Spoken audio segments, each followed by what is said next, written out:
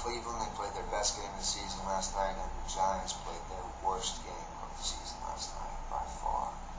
And it was not pretty to watch.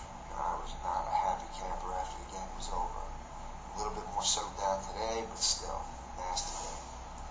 And all it comes down to is this. Everything that the Giants have hung their hat on so far this season, missing in action last night. I mean, most visibly, the Giants have been protecting the football well all season long. Last night, Eli throws 3 picks. The first one launches it deep to Burris, but Eli didn't look off the safety, so he comes across the field and snatches what looked like it would have been a touchdown. Second one, very, very painful. Beginning of the second half, Giants within 3. They got the ball. Cleveland's not sure, if they have it yet or not. First play, another long bomb. Plaxico runs one way, Eli throws the other. Probably just a miscommunication, and right into the arms of the Browns defender. And again, this one looks like it could have been another big play, maybe a score, maybe not.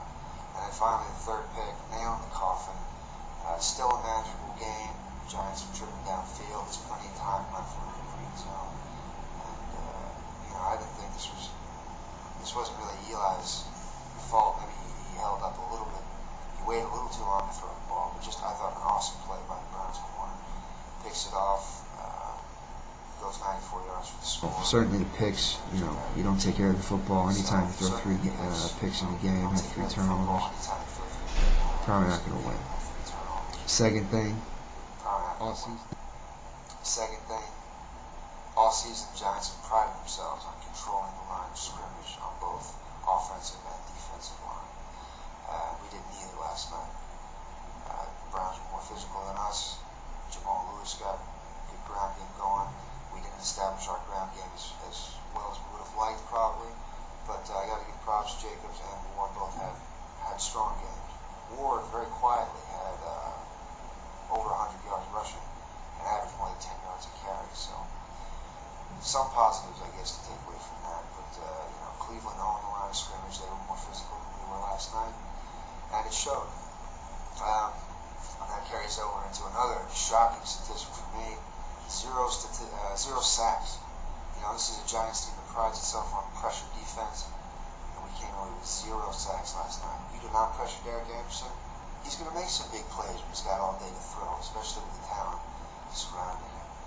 And you know what? The Giants defense, on top of not getting any sacks, we didn't get any punts. We did not get any turnovers. Cleveland just owned the Giants defense last night. We could not get off the field. We were missing tackles. The Browns had over 450 yards of offense. And this stat, I hate this stat, 9 for 13 on third down. If you can't get off the field, what are you going to do? Defense is on the field the whole time, the offense can't score points. And even if the offense was on the field last night, I don't even know they would have done much. We just looked sloppy. I thought we were forcing too many balls to Burris. Just, not spreading the ball enough and not generating any sort of rhythm whatsoever. So, all around, it was a real stinker of the game last night. Just crap, garbage. But, props to the Cleveland Browns. This was a do-or-die game for them, and they did it. They had to win this game, otherwise their season was in serious jeopardy.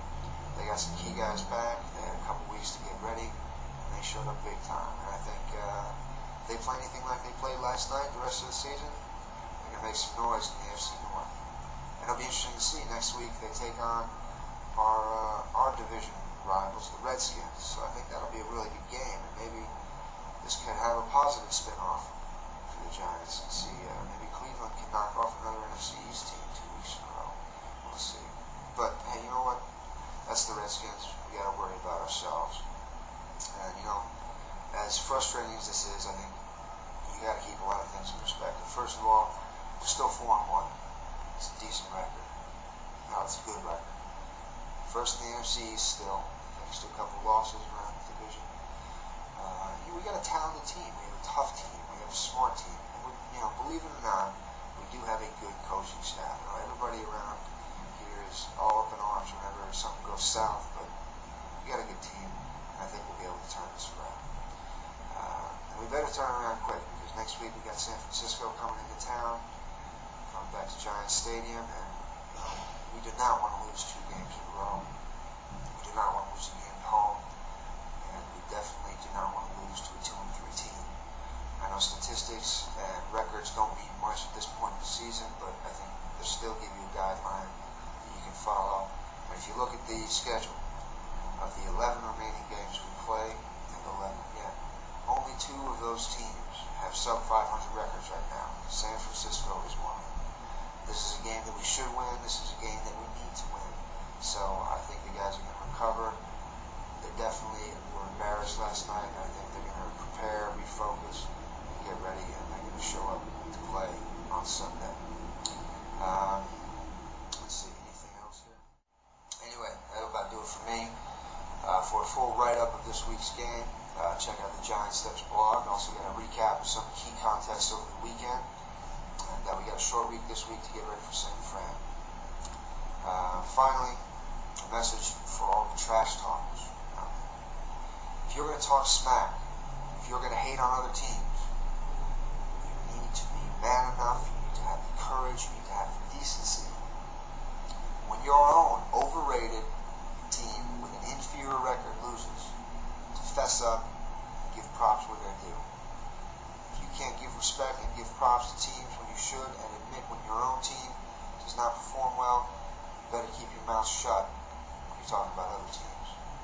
Alright, that's going to do it for me, everybody.